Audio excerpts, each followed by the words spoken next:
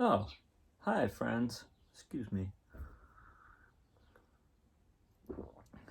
Today is March 28th, 2020. I've been spending a lot of time inside lately, and I bet you all have too. And I haven't seen too many of my friends lately, so I thought I'd read everybody a story. And I realized that today is my favorite author, Byrd Baylor's birthday.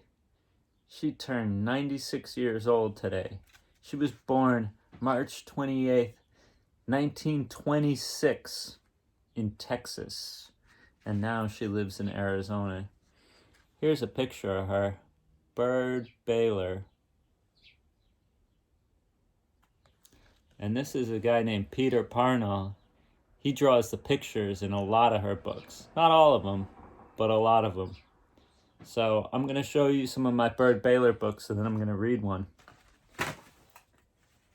I have Everybody Needs a Rock. Peter Parnall drew that one. I have Desert Voices. I have The Desert Is Theirs. I love these books. The pictures are just so beautiful and the words are great. This one not too many people know about. It's called Guess Who My Favorite Person Is. If You Are a Hunter of Fossils, I bet you'd like that one too. Amigo, that means friend in Spanish. This one was drawn by Garth Williams. If you know the book Charlotte's Web, you might recognize Garth Williams' illustrations of that book by E.B. White.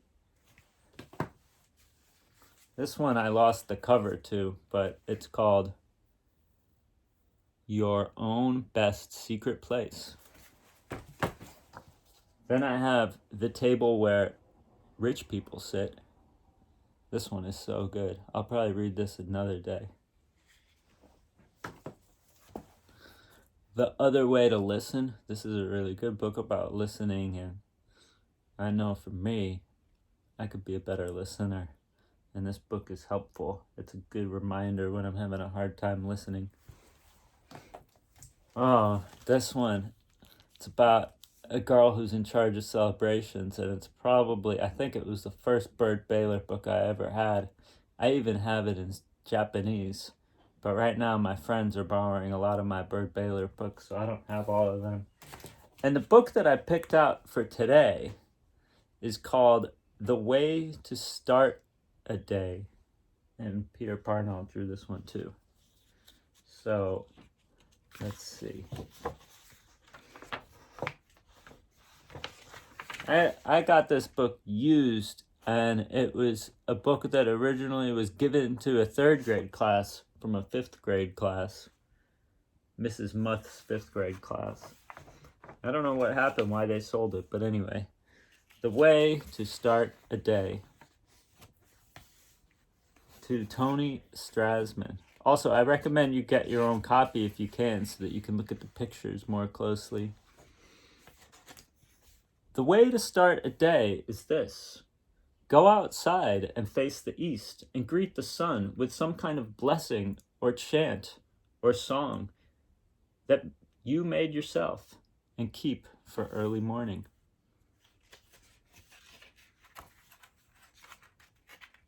Uh-oh, I'm having trouble turning the page. I don't want to skip one. The way to make a song is this. Don't try to think what words to use until you're standing there alone. When you feel the sun, you'll feel the song too. Just sing it. But don't think you're the only one who ever worked that magic. Your cavemen brothers knew what to do. Your cavewoman sisters knew too. They sang to help the sun come up and lifted their hands to its power. A morning needs to be sung to. A new day needs to be honored. People have always known that. Didn't they chant at dawn in the sun temples of Peru?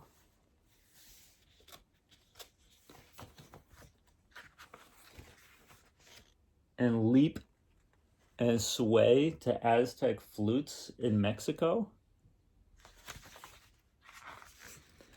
and drum sunrise songs in the Congo,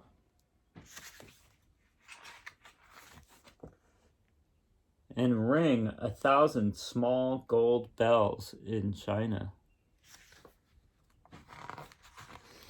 Didn't the pharaohs of Egypt say the only sound at dawn should be the sound of songs that please the morning sun? They knew what songs to sing. People always seem to know, and everywhere they knew what gifts the sun wanted. In some places, they gave gold. In some places, they gave flowers. In some places, sacred smoke blown to the 4 directions. Some places, feathers and good thoughts. Some places, fire. But everywhere they knew to give something, and everywhere they knew to turn their faces eastward as the sun came up. Some people still know. When the first pale streak of light cuts through the darkness, wherever they are, those people make offerings and send strong, mysterious songs to the sun. They know exactly how to start a day. Their blessings float on the wind over Pueblo cornfields in New Mexico.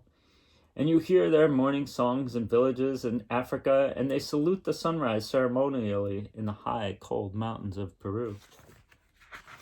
Today, long before dawn, people were already waiting in Japan with prayers, and they were gathering at little shrines in India with marigolds in their hands.